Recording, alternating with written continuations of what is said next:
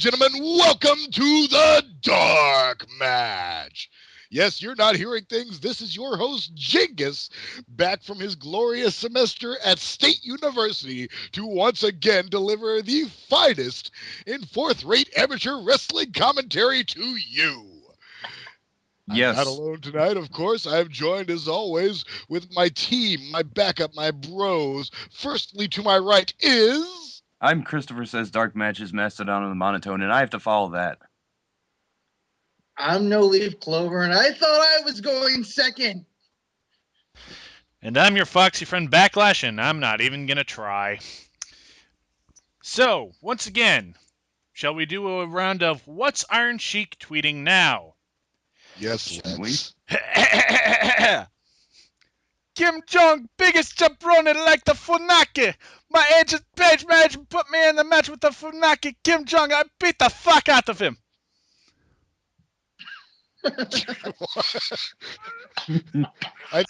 So now he's got problems with Funaki? Oh, what a dick. I like Funaki. How could you have problems with Funaki? Wasn't Funaki in Battle Arts? I mean, Wait, what did he insult you in broken English or something?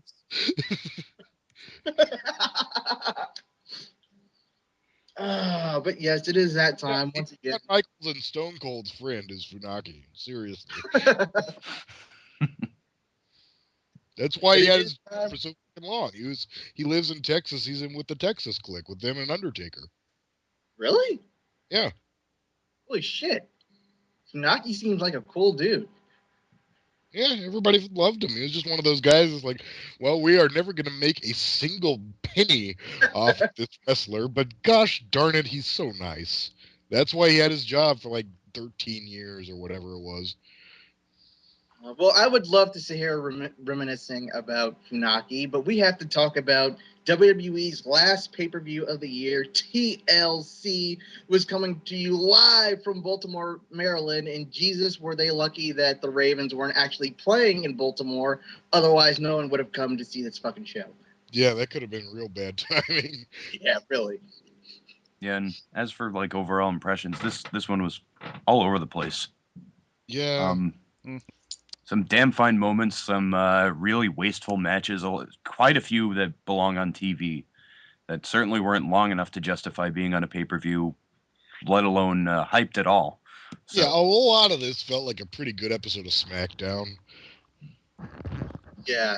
It didn't help that it kicked off with like this weird video package that was like I can't even remember what version of the Christmas Story. No, that's a really good movie.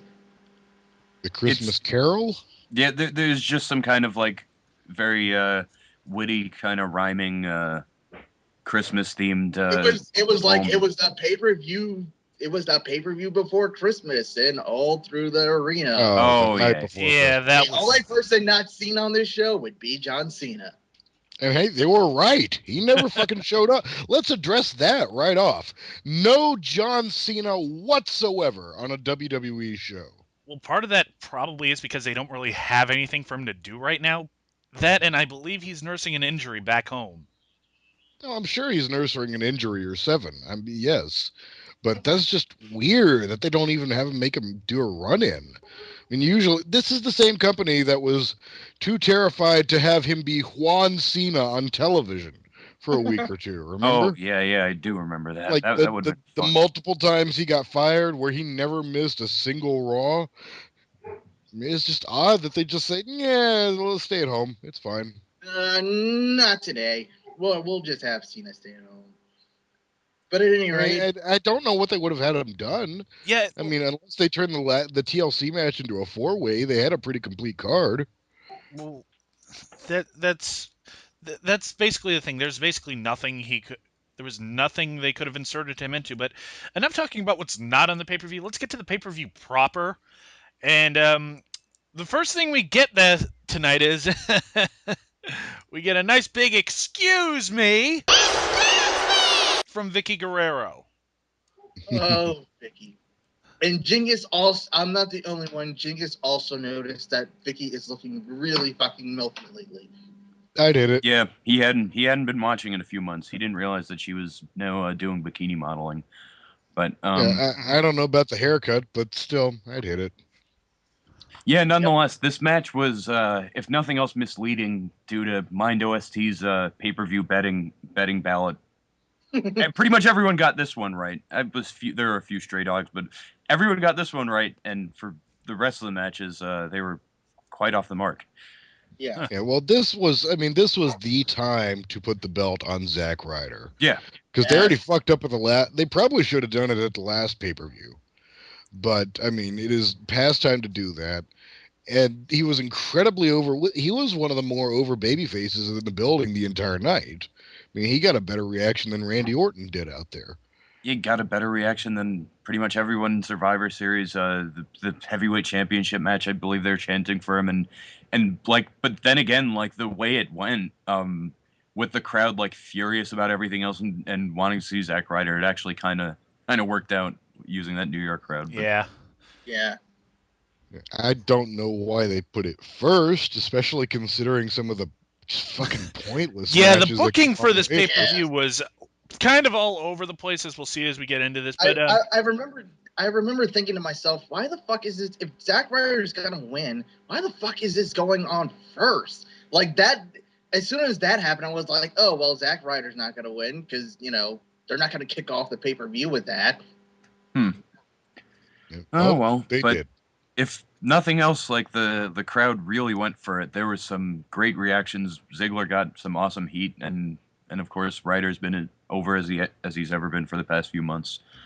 And really, really fucking good match too. I mean, Yeah. From Ziggler, that's no surprise because I think over the past year or two, he's one of the just consistently best guys in this company. I mean, in terms of just everything this guy does. I mean, he is the next generation Mr. Perfect with all his fucking. I mean, bumping that'll eventually get him some spinal surgeries, but damn, it's amazing to watch. As Christopher said while we were watching the show, he is reaching Shawn Michaels-esque levels of bumping at this point. Oh yeah, we'll get to the finish later. He's great, and Zack Ryder's good enough, and they just clicked together. They had good chemistry, and it really worked. Yeah, They had a perfect amount of time.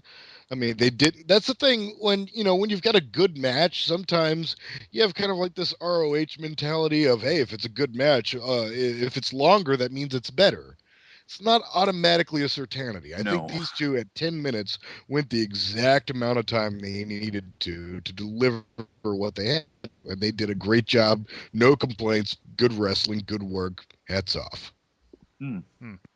Ziggler spots were memorable, such as the repeated elbow drops. He Oh yes. doing crunches in the middle of the ring, kind of increasing the similarities between him and Scott Steiner. He used to put people in a camel clutch and go, ha, ha, ha.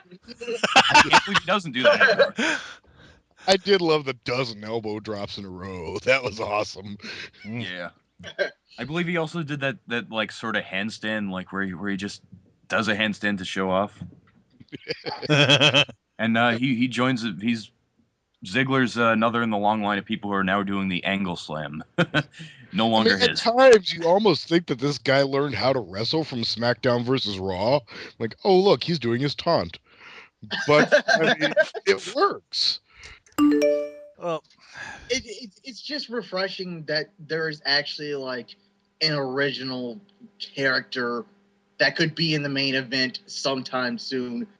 Like WWE has done a pretty good job of positioning itself so if Orton and Cena are like both incapacitated or something, then they actually have guys that would be there to step up. Whereas before, if like Triple H and The Rock went down, well, no. Let's think. Whereas before, if No, Cena, you're right. Looking back at it like 2004, who Yeah, are that's- you going to put up there in that case? Rene Dupree?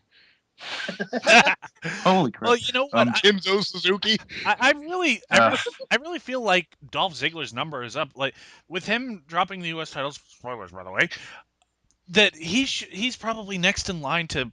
I'd honestly like to. I'd honestly book him to win the Royal Rumble, and have him go after CM Punk at WrestleMania. Is a possibility. You'd It's have a to do some possibility, building but up of him awful likely. quick. Well, you've got plenty of months until WrestleMania. I'm sure they could credibly build him throughout the next month to win the Rumble. I mean, they did it for Del Rio last year. Yeah. And Oh, then, they can do it. They always have the ability to do it. I mean, that's the awesome and the frustrating thing about the WWE is when they really put their mind to something, they can legitimately be the best in the world. I mean, when there's nobody that equals them, and nowadays when it comes on to just, all right, we're gonna pull the trigger on this, and we are gonna make it fucking rock your face off. When they really want to do that and they get a fire lit under them to do it, it's great. Unfortunately, that just doesn't happen that often. Yeah, their booking decisions are quite schizophrenic of late. Certainly in terms of their live shows.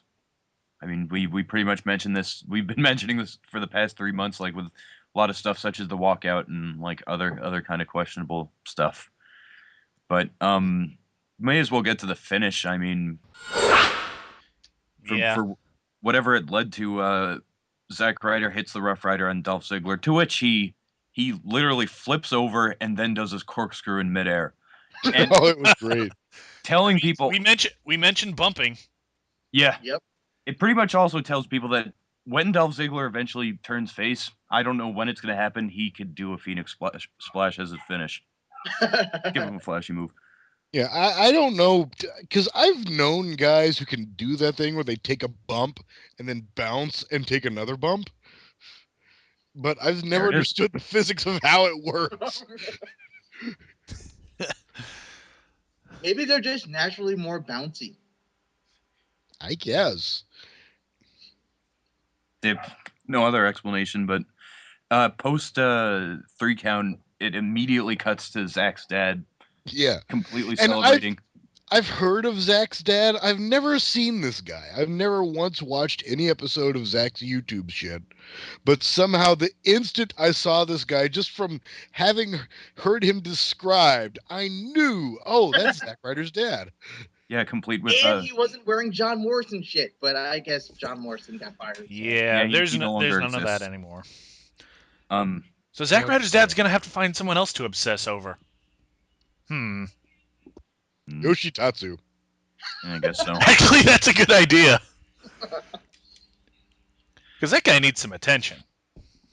Yep. Good. Yeah. They just turned him into like modern Funaki, except with less care in the booking. Well, actually, now he's half Muda.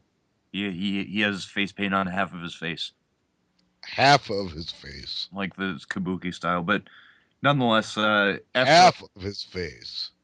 Yeah. This is some WCW 1994 bullshit. Yeah, I guess. Like the Shark with half of his beard shaved off, or the Zodiac with white on one side and black on the other. Thing is, I think it was his decision. I think he pretty much There's nothing saying WCW fan. retards. But yeah, well, there is that rumor that Triple H, since he's taken over more of the booking, has started rewarding more guys for coming up with like original ideas on how to get themselves over. well, if Yoshitatsu's in line for that, then I haven't seen it yet. So, but yeah, we have the U.S. title on Zack Ryder. Glad it finally happened. He's gonna. I can't wait to see him enter tonight on Raw. But we move from there to Booker T and Alicia Fox just conversing until Alicia Fox lets out a yelp and Cody Rhodes begins attacking Booker T. And this would start off one of the weirdest, like, yeah, I don't get multiple this. segment things, but we'll talk about that more. Yeah, He beats the fuck out of Booker and leaves, and then Booker just stands up. Yeah. I mean, he does everything but say, tell me he didn't just do that. Yeah. He was pretty much like, oh, he looks like he's going to take me out. Nope, Like, I'm okay. oh, that sucks. I'm sure mad at that guy. Well, anyways, Like, ow, ow, dick, ow. anyways, moving on to matches nobody really cared about. We have the WWE Tag Team titles on the line. It's Air Boom versus Epico and Primo. Now, In our now, impromptu wait. matches, Correct me if I'm wrong. Was this match even booked on Raw or SmackDown? Because No. no? Then what the fuck? That's TNA level of bullshit. Well, not even, because like this is WCW 1998. Ugh. Primo and Epico were on like one SmackDown. Well, they were on No, actually, they I were believe. on Raw. No, the lead up to this is basically they were on Raw and won, then they were on SmackDown and won, and I guess that made them random ass number one contenders, and they had this match. Fucking hang a small lampshade to that. Come on. I don't. The thing is, I'm glad to see these guys on pay-per-view. It was a good match for all apparently 7.5 minutes that I'm told here that it lasted. I had a little bit of hard time telling Primo and Epico apart at times when it Epico wasn't is in a the one close-up. Epico is the one with the cornrows. They're brothers, Yeah, by the way, but though. not So, on my computer here. It's hard to see which one's which. but yeah, Jingus, in case you didn't know, they're Cologne brothers. They're not Oh, Cologne brothers, they're cousins. Oh, cousins. Excuse me. Yeah. Well, I didn't know he was another Cologne. All right, all I knew about this guy was he was brought in as Hunico's henchman. no, both of them. Epico is but- Orlando Cologne, and Primo is Primo Cologne. Yeah, but then they dropped that angle like immediately. Eh, And I freaking, don't even think they where the hell is Hunico anyways? he's in Who the hell Superstars. cares? They can They work. come, They're a they come good out with team. Rosa. They can work. They're a good team. Yeah, They're covering up Rosa's hideous tattoo and that cool outfit. I don't have a problem with it. yeah, they did this awesome spot where they just both catch Evan Bourne, have him like Yes. horizontally, and they just toss him through the middle and top rope. Yeah, they're both Just holding toss them. Evan Bourne like a perpendicular across their bodies and just charge forward and throw him through the top and middle rope to the floor. So, fuck you! This is gonna suck for you! Splat. We have Epico doing 2 belly to back suplexes and then a German, and I think he also does a gory special at one point. Like, so, hey, they do fun spots and they're competent workers, but It was random and it went longer than I expected. I didn't think it'd get anywhere past 4 minutes. Yeah, it went not 8 minutes, but nonetheless, we have a double team, and Kofi hits a Trouble in Paradise, and Airboom retains.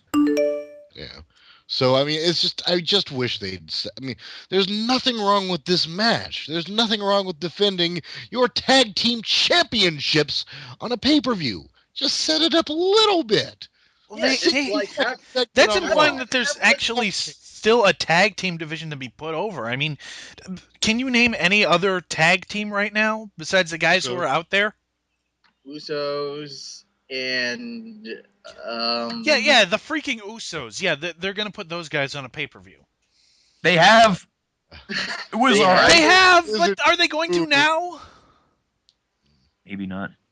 But all that needed to happen really was like Primo and Epico could have had their little matches on like Raw and SmackDown, but just have like Air Boom come out on the top of the ramp and be like, "Oh, these guys look impressive," and then on the pay-per-view, you'll put over the fact that like they thought Epico and Primo were so fucking great that they were like, "Oh, why don't we give these guys a tag team championship match so we can prove ourselves to the new guys," or some bullshit like that, Yeah. There is one case Small where I 2 made minutes. the case for we do need maybe at least once per show jobber matches. I mean, just straight no name. Who the fuck are these guys? Jobber matches. Hey, look, it's the Because Young that Bucks. would let somebody like Primo and Epico go out there and fucking destroy somebody and look great and get over. Because there's nobody who will team up in the WWE that they'll be allowed to destroy. Yeah, I don't know. It good match, just weird that it was on at this point. Winners, of course, were Air Boom. They weren't gonna have. I was scared they would have the tag titles change, but they didn't. Yeah, but after that, Josh Matthews reveals that Booker T and Cody Rhodes is off. I was pissed about that. It seemed like it was going to be an interesting match, but yeah, we'll continue with that comedy segment with Teddy Long and Hornswoggle. Ah! Mhm. Whackity smackity do. Yeah, I will say I prefer Hornswoggle talking to him imitating Delirious, but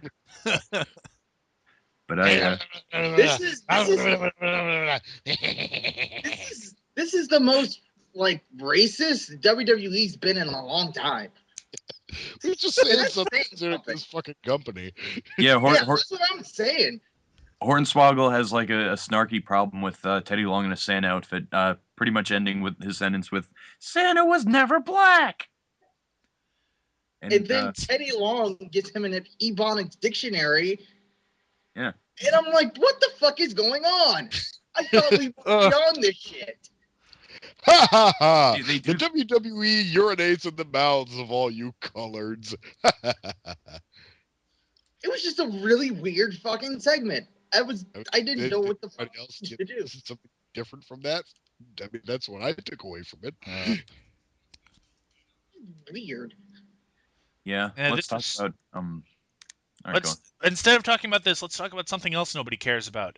Wade Barrett versus Randy Orton in a tables match. God, do we fucking have to? This was boring as hell. You know what? All Yes. I'm gonna say is Randy Orton won.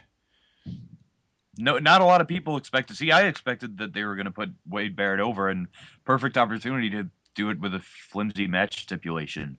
Yeah, tables match is where you put over a guy you normally wouldn't put over, like Sheamus beating Cena for the belt. Yeah. Or Miz So this retaining the belt against Orton for that. Yeah. So this is just, I mean, they did a couple of neat spots here and there, but I mean, Orton is brutally inconsistent. He'll have his matches where he looks like the best wrestler in the world, and he'll have his matches where it looks like he barely even awake. A And lot of time- it depends on his opponents, and in the past, Wade Barrett and And Randy Orton. fucking Barrett. Can you imagine if the company had spent this much time and effort pushing somebody who was good? Yeah. Well, one of the only spots that I recall is when I think they're battling on the ramp, and Wade Barrett's going to do a back body drop to Orton through the table. Orton lands. Wade Barrett realizes what's going to happen to him, and then he just shoves the table over. Yeah, that was neat. Yeah, I loved that. That was cool. I mean, it'd be a little less cool if I hadn't like recently watched a Dudley's versus Hardy's first table match, and they did the exact same spot there. Go. This seems familiar somehow. Yeah, I mean, it's something that's happened like a lot, but I mean, it's just something about this match, and I'm putting it like 60% on Wade Barrett, 40% on Orton. I just didn't care, didn't give a fuck. What should have been an awesome finish just left me feel with like Barrett coming off the top and Orton RKO's him on the way down through the table. I mean, that should have been fucking amazing, and it left me with the feeling of like, yeah, I saw that coming. Yeah. I was like, wait, that's it? Oh, okay. I have absolutely nothing to add to this match because I just didn't care. Yeah, and again, this is the beginning of people losing their bets.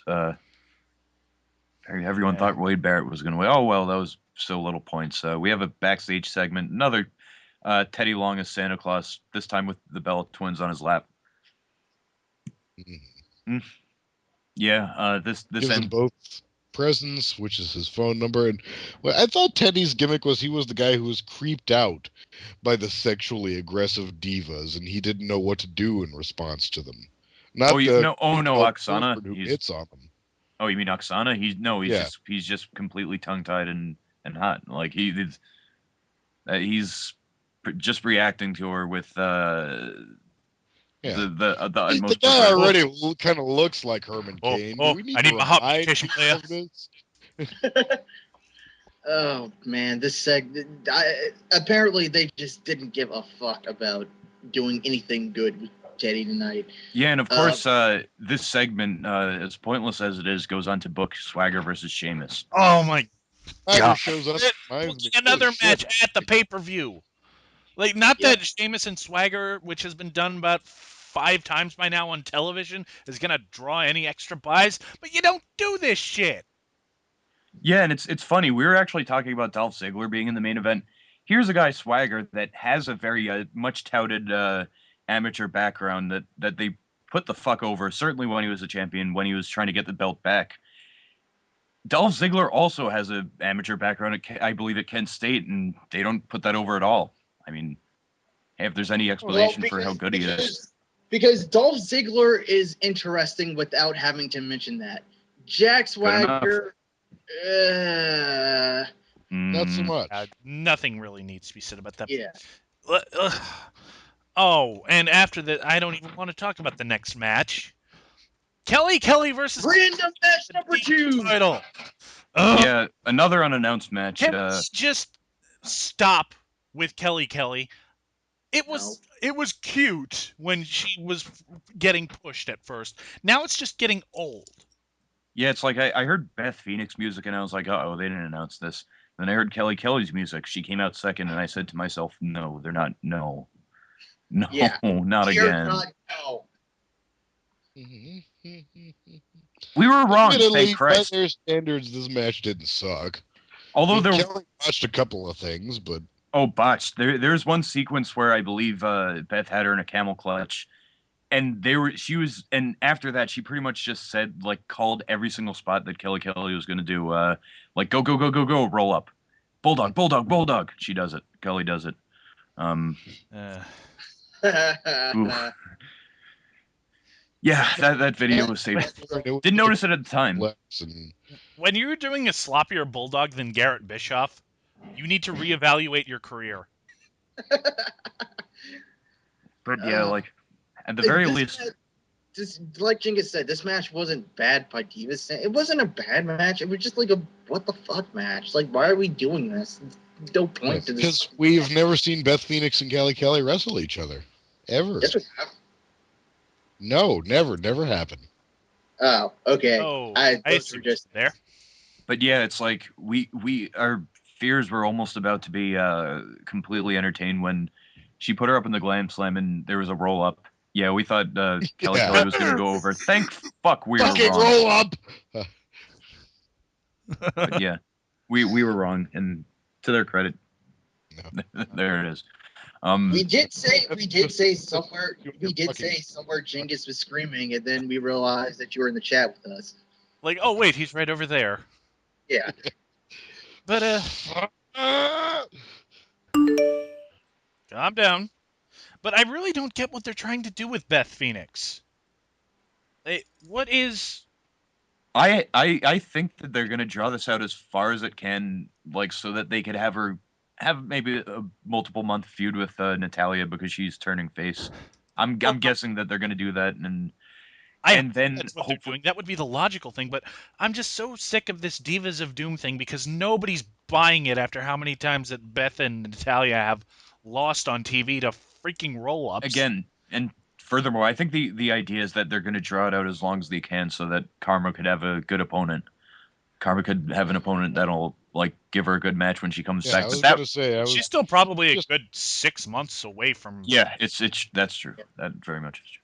She'll be back. She should be back. Like, I thought she'd be back around like WrestleMania. She got pregnant like at about WrestleMania ish. So No.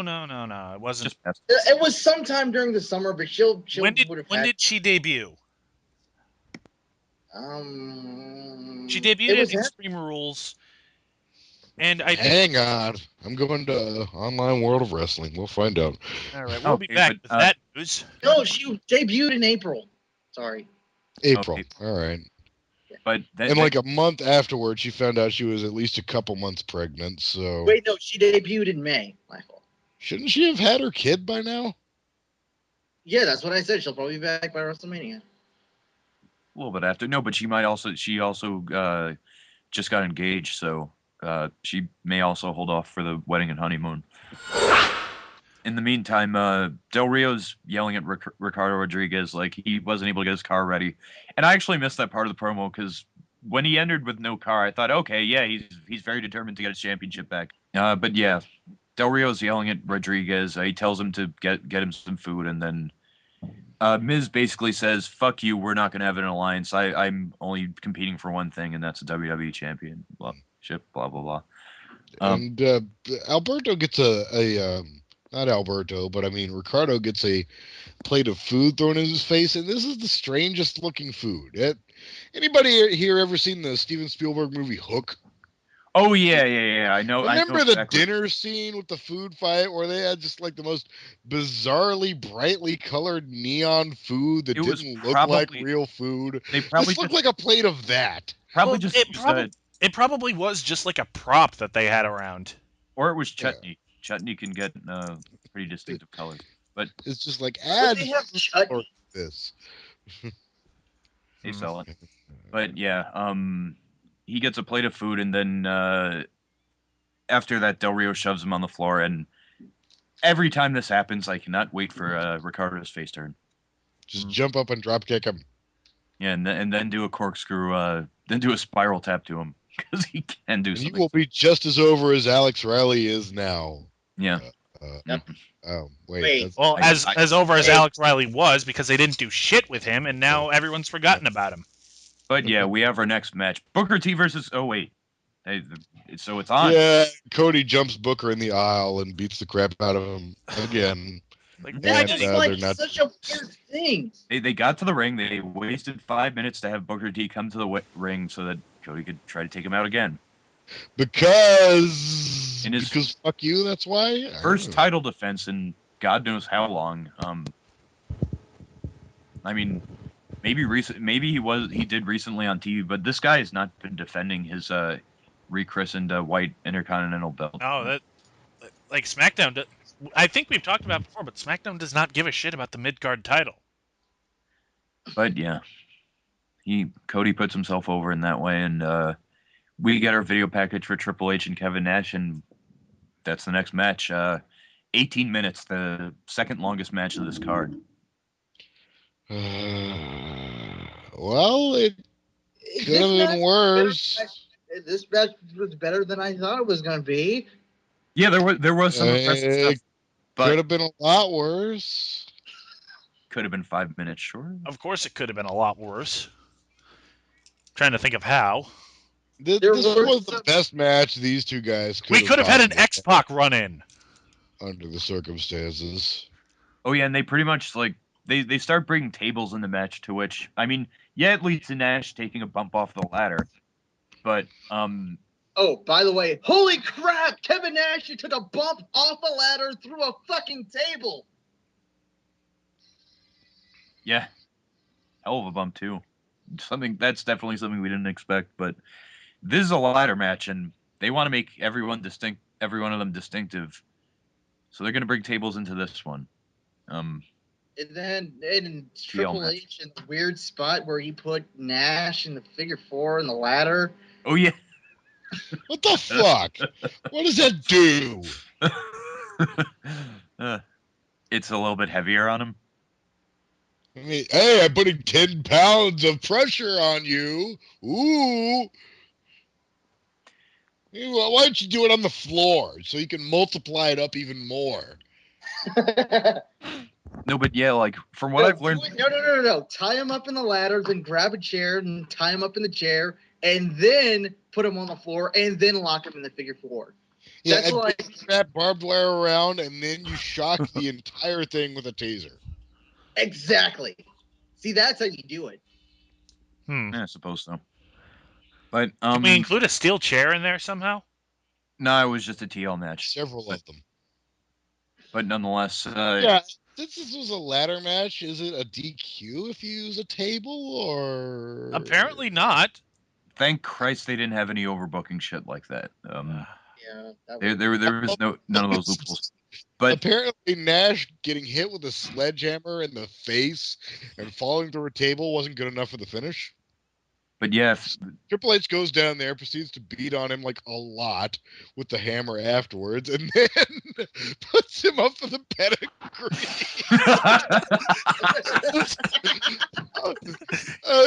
Nash thought that they were going for this pedigree a lot earlier.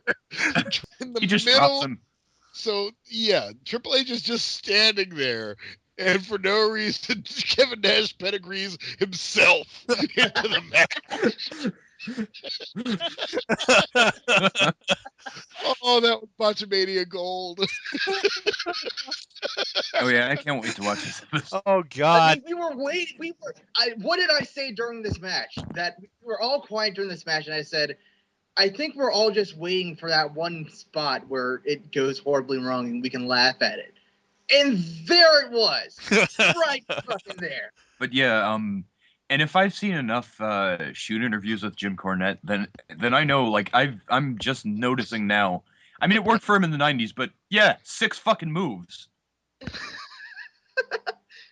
He starts the match off with the knee lift. There are punches, there's a boot. Where he at one point went to roll out of the ring and then halfway through stopped and rolled back in. Like he was breaking the fucking count. That's what it looked like, the inverted version of somebody rolling barely back into the ring and out again to break a count out.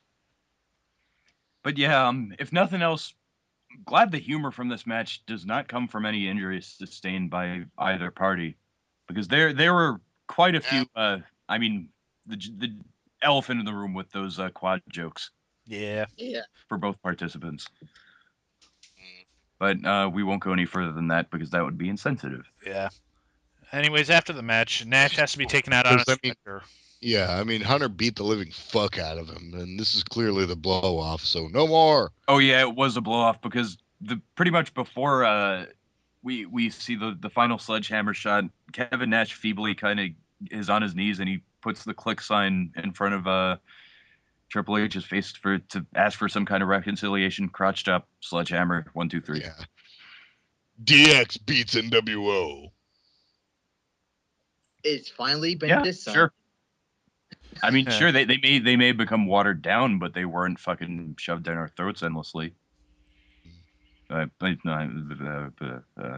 eating my words right, but I mean, it was an ego stroke for both guys to go out there and say, see, we can still work, we can still pop the crowd, as long as we have ladders and tables and sledgehammers and shit. and Nash has. We're still relevant. I mean, we're still relevant. Clearly, Nash has pumped enough steroids. I mean, pumped enough iron to get in great shape for his age. So, I mean, you know, kudos to all of the above. So, let's go on to our next promo, which is Matt Stryker talking with CM Punk. And we get a recap of what happened on Raw. And I've already lost interest. There was one funny part. Johnny Ace comes out, and Punk's like, hey, where the fuck's my Slammy? And Johnny Ace is like, I've had your Slammy mailed to you. Yeah. I forgot what the wording was, but Punk is like, oh, TLC's going to be over and you're still going to have to deal with me as the champion. And then Laurinaitis is like, well, Punk, I'm taller than you. Yeah. I forgot exactly what. I'm bigger than you. Yeah. Literally. I can beat you up. It's like at times he looks completely threatening, like the usual diabolical heel, and then times he just makes himself look like a stupid old man. Which is pretty much the right thing. I mean, do you think he should really flip the evil switch up at any point?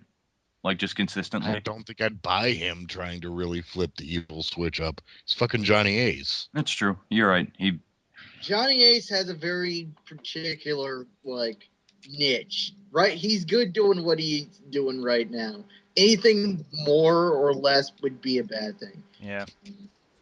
I can't disagree with you then. We're moving on to our other unannounced match, though it was announced in a promo before it happened. Sheamus versus Jack Swagger. Don't care. Didn't even watch it. Yeah, we've seen this maybe 3-4 times in the past month. I remember seeing it. On one week it was on Raw and SmackDown. Decent match, but what was it, 5 minutes long? Do we care? Bro kicked the most memorable thing was at one point there was a phantom chop block, which they pretended made contact but didn't. Yeah, I don't remember that, and I don't think I would have cared if I did remember it. It was just like, oh, it's not even a funny botch. It's just like a stupid botch.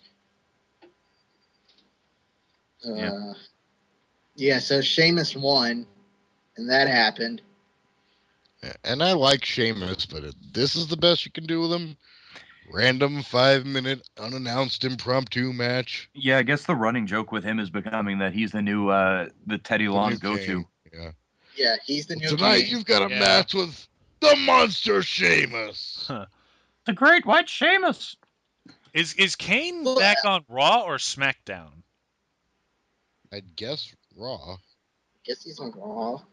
Because he was on SmackDown last time we saw him, but Which actually reminds me, if that's any indication, the reason why Cena wasn't here was because he was selling it. He was selling the chokeslam. Cena selling anything is a long shot. Let's be honest. But yes, This guy got chokeslammed through a fucking that fucking light by Big Show, and he came back on Raw the next fucking night and wrestled. Yeah, he doesn't sell shit. But yeah, another Josh Matthews promo after that match. Again, we could have put it over more, but we probably have in past shows. He's backstage with Big Show, and Big Show cuts quite the face promo. He's going to beat Mark Henry. yeah, that happened. I don't really have anything to say about the promo. Yep, it kind of reminded me of like one of Cena's like you kind of not taking the whole situation seriously promos, where he just kind of goofs off, but nonetheless, I mean we'll talk about the match now. It's wasn't what it could have been. Match. Yeah. Meltzer speculated that he thought that that Mark Henry might have been like seriously injured on his leg, which would have explained a lot because they did very little in this match. Oh yeah, the ending was nothing if not abrupt. It started. You see chairs lined all around the ring, and that's pretty much the very first contact anyone does. The very first spot that Big Show does to Mark Henry is hitting him with a chair. Yeah, I mean, they started off with chair shot. I mean, to the back, of course. Yeah, you'd think they'd build up to that. I mean, they spent the first 2 minutes with Big Show just walking around the ring, throwing all the chairs into the ring. Like the world's biggest Terry Funk. Well, not necessarily. But, yeah, This is very simple, very pedestrian. Not much happened. Another SmackDown. They got in, they got out, they ended it. I really want to get to what happens next. Yeah. So let's wrap this up. Basically, we get a... How did the match end? Oh, yeah, Show hits the Knockout punch, the WMD, and KO's Mark Henry, pins him 1, 2, 3. Big Show is your new heavyweight champion. And as they're going to get him the belt, Henry basically just gets right back up and beats the crap out of Big Show. And then... he's like, I'm going to give you a suplex onto some shit. Yeah, never mind DDT. The crowd starts chanting. Yeah, and then... Dun, da, da, da, dun, dun, da, da, da, dun, dun, da, da, da, dun, da, da, da. Here comes Daniel Bryan. Cashes in his Money in the Bank briefcase. Pins Big Show. 1, 2, 3. Daniel Bryan is World Heavyweight Champion. And he gets in Michael Cole's face and said, you said I was crap for 2 years. In your face. Yeah, he leaps on the table basically. But yeah, hey, wait a minute, what? I'm place holding for No Leaf while he's in the bathroom. Oh, okay. All right, fair enough. Anyways, he leaped up on the table and he's like, "Fuck you, Michael Cole, right up your fucking ass." Yeah, this was kind of like the time he almost won it on SmackDown, where he was putting it the hell over that he won this belt, no matter the fairly flimsy circumstances. But fuck, Daniel Bryan in the books. Yeah, but world champion in the WWE. I liked the idea of him saving it till WrestleMania, but yeah. I guess. But go on. I can get kind of worried about this because me too. I mentioned the last time I was on this show, the only thing that'll make all of Michael Cole's bullshit worth it is if they do that idea where he steals the belt and then gets eviscerated in the middle of the ring and cries like a bitch. I don't think they're going to do that. In fact, I have a feeling nothing but bad things are going to come of this. This might be it might be equivalent to Christian's first reign with the belt. It could be. Not even that. They might have him drop it tonight on Raw. I mean, the only thing I would think would be against the idea of a Christian like Reign is that they observed the ratings dropping as soon as Randy Orton got the title. Next week, ratings much lower. I don't think they'll do something that rash again. I don't know. But well, like, even if it's not this week, Mark Henry's winning the title back at Royal Rumble at the least. That's my prediction. Wait, Mark Henry? Isn't he injured? Is he injured? I'm just kind of wondering well, who's going to turn. Yeah, he was legitimately injured. That's why the match was short. That's been confirmed. Whatever he's injured from, I think by the Rumble he'll be good to go. As for how serious it is, like again, according to Jingus, Meltzer said that it might be quite serious. Well, who knows? He is prone to those types of injuries. But I definitely agree with you though. I'm worried about the Reign. Hopefully they really do make him look good. But that's like, again, that's up in the air. Even if it's not Henry, it'll probably be Orton. And here's like, it won't be Big Show, which is actually kind of disappointing because as this is any indication, they don't want the belt on Big Show, which actually kind of upsets me because Big Show really sold me on him being champion, even for just a month. I mean, who knows? Kane may have debuted on Raw, but fuck John Cena, he might go right back to SmackDown. Maybe without referencing that attack, just saying he was trying to make a statement. But again, I'm very wary, very very nervous about how the Reign will go. But nonetheless, like I think of the picture that he and CM Punk snapped at the end, both of them holding the title, and it's like, wow, both of them have gone quite far.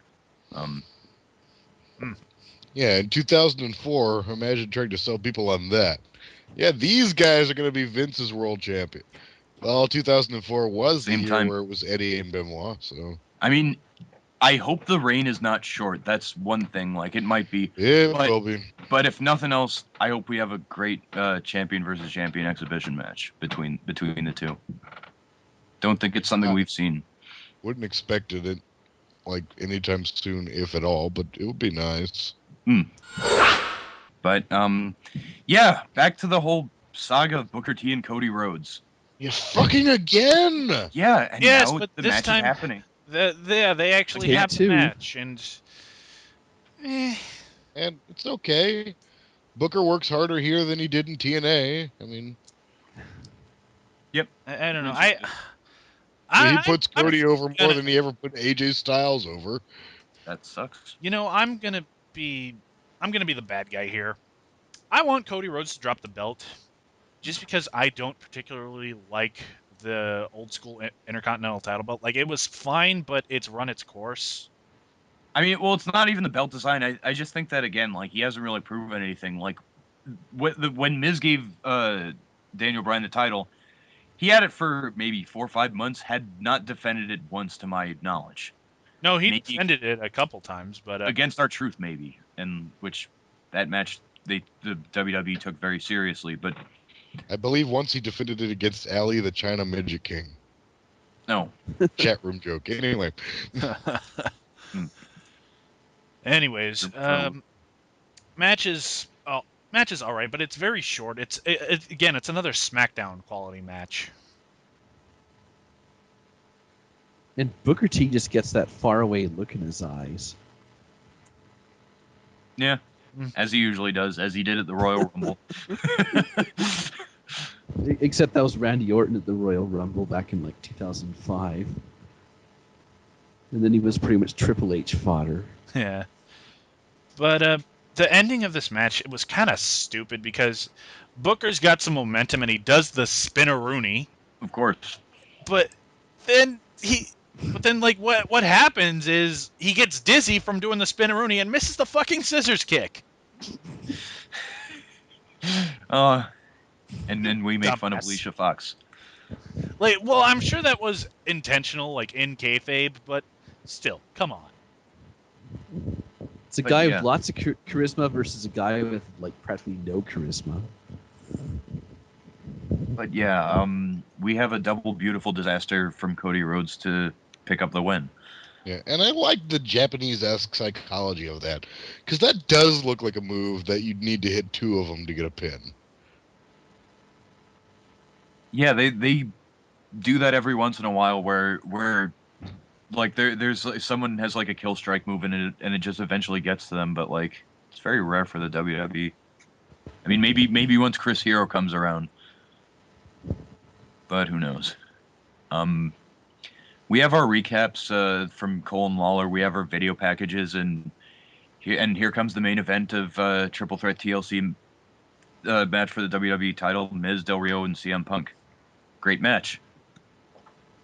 Yeah, this was easily match of the night. This is where Which, you I mean, get considering the mediocre standards of the night isn't saying that much, but still, really good match. Yeah, this was one of the pretty much the bookend matches I was looking forward to the most. I know Arrow would definitely agree with me, and so would probably everyone else.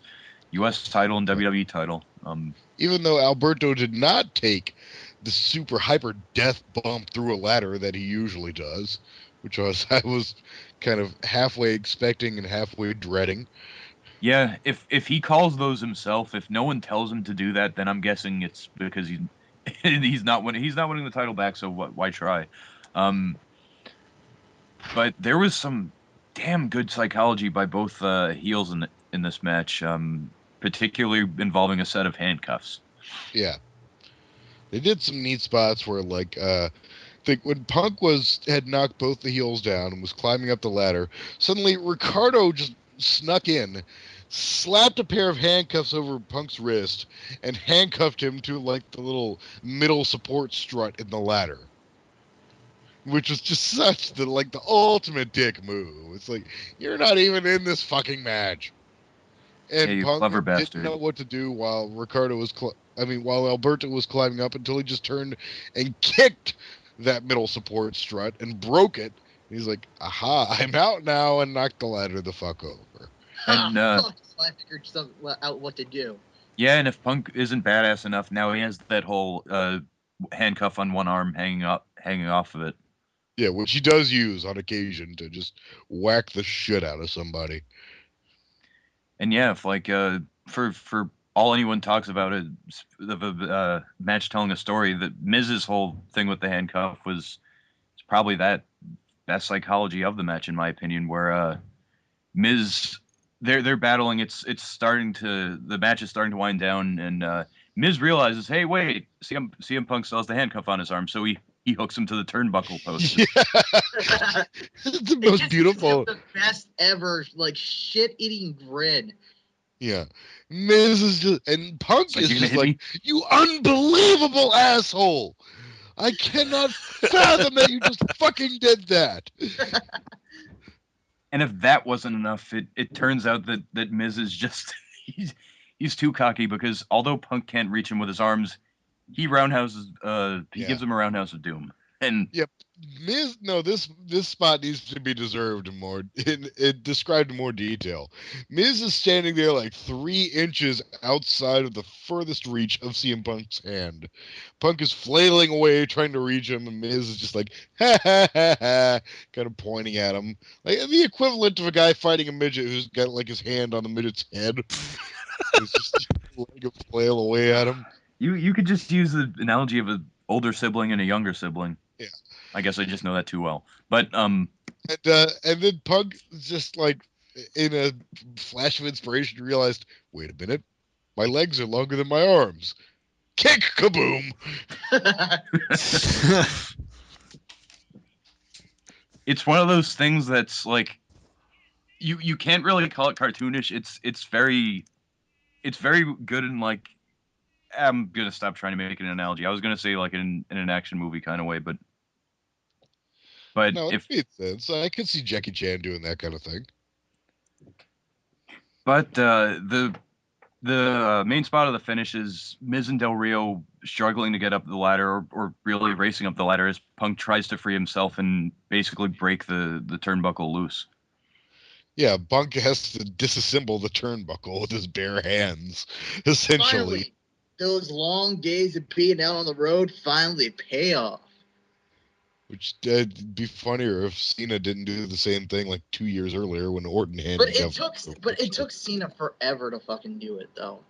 That's a difference. Yeah, Like Miz did it Punk a lot did it. faster. Yeah. Punk. It took like Punk to do it like He used 30 seconds. He was done. yeah. Like, do you know how many rings I set up for fucking Ian Rotten?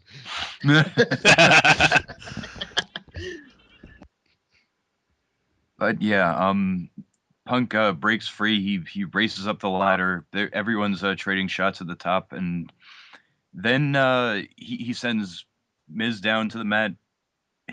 Punk and Del Rio are on the ladder, and they're going for the title, but Miz pulls both of them down.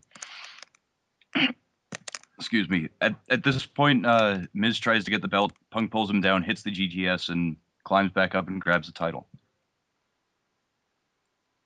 And he is the cult of personality. And we skipped over something which should be mentioned. Ricardo taking the hyper death bump of the match. Oh yeah, Ricardo took the Yes. Jeff Oh my Hardy bump God. off the top of the ladder to a table through the outside. supposed to be Except- 2 tables. I don't know what was up with his momentum or what, because Ricardo basically left like a Wile E. Coyote shaped hole in this table when he went straight Yeah. through it. It looked like it didn't break his fall at all. Oh, Yeah, Not to the point bit. where, I mean, you mentioned Wile E. Coyote. They showed a pretty high angle of that for the replay. Yeah. Yeah. Oh, they've always got that Look, one camera way he up there looked like attached he to the bed. died. He looked like he died. I was fucking. God, that looked like it sucked. Yeah.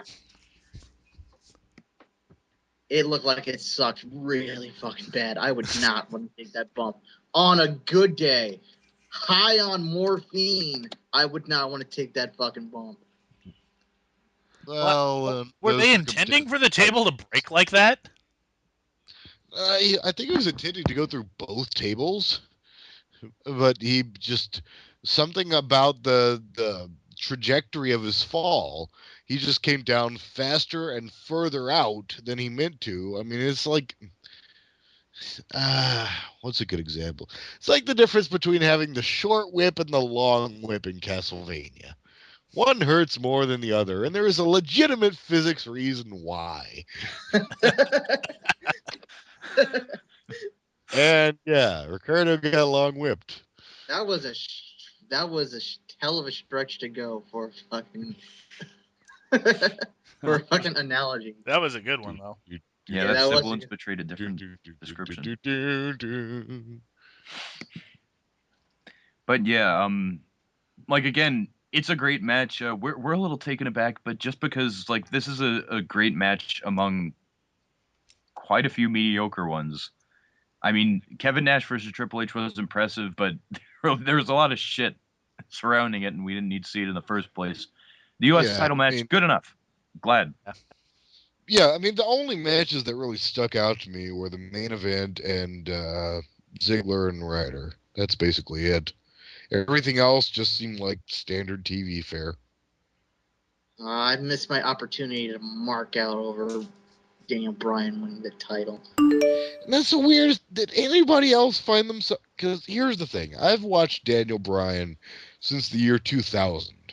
I mean, I've been a fan of this guy for a long fucking time. And I do legitimately think he is just in terms of technical ability and the of various things that he can do, he is one of the best in the world. Period. And I didn't care. I was just like, yeah, he won. Okay. Well, I mean, I was expecting that sooner or later. you know, I've actually had a interesting theory about that. You know how, like, when we're watching SmackDown, and I'll say, "Hey, Michael Cole's talking. I'm gonna mute my TV." What if WWE has just been trying to sabotage this guy? oh no, you mean, oh yeah, they're Yeah, gonna have because- people turn their channel and Michael Yes, Cole. Michael See, he can't get over. Yeah, it's like, hey, look, the ratings drop whenever Daniel Bryan's on TV. Sadly, recently the ratings have been dropping whenever fucking Punk is on TV. Which is sad because he's the most entertaining thing on that fucking show. But Well, that's the thing, is that the kind of people who love Cena don't like Punk. So basically, Really? anybody who's not like the young male demographics tend to tune out and flee, in Brian Alvarez words, from the television whenever there's a CM Punk segment. see, this is why fucking kids don't know what the fuck is good for them. This is why there are Impact Wrestling marks.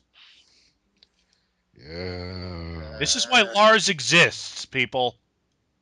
Yeah. Don't say his name another 2 times. In Mega Fighter, I will punch you in the dick if you do it. He's What? usually one that chants the Why counter are you talking incantation. about Lars? Jingus. Shut up. Lars! What? I'm Lars! Ah! So what do you Hey think of guys, the what's W? going on? What do you think of the WWE pay-per-view? One more fucking What are you guys, 12 years old? Lars, I will fucking murder you. Keep talking. I'm not kidding. I'm Lars! Goodbye. Okay. Lars, go away now. No, I want to stay. Son of God a- damn it. Wait, maybe we can anti-Beetlejuice him. Lars. I forgot how to wish. Now we had Jim Cornette, but that stopped working.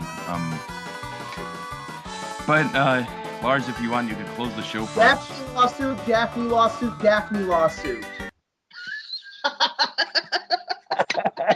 Hey, I think that worked. Guys, Oh, I want Lars to close the show. guys, was that supposed to give me an erection?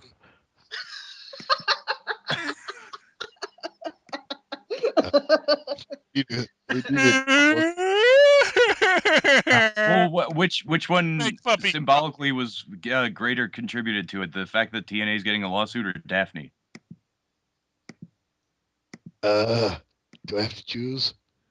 Just Yes. roll with it. Just roll with it. Okay, Daphne, but it was like 60-40. All right. Well, that was TLC. They better fucking improve if they want Royal Rumble to be good. I really want them to hype it. I've huge expectations for it because Royal Rumble's my favorite pay-per-view. I just Yeah. like the formula they have for it. But again, this pay-per-view could have been a hell of a lot better. A lot of matches could have been hyped better or at all. But there were some good moments. I mean, that's not really saying anything. There were 2 really good matches, so I mean, you shouldn't turn your nose up against that. There were no really sucky matches. I mean, even the bad ones had their interesting parts. The right people went over all night long, generally speaking, which is always a nice bonus. And I mean, if it weren't for just the weirdness of the impromptu matches and the Booker T shit, I mean, it's just one of those where, like, this should have been straightforward. And they tried to make it less straightforward, and that didn't make it any better.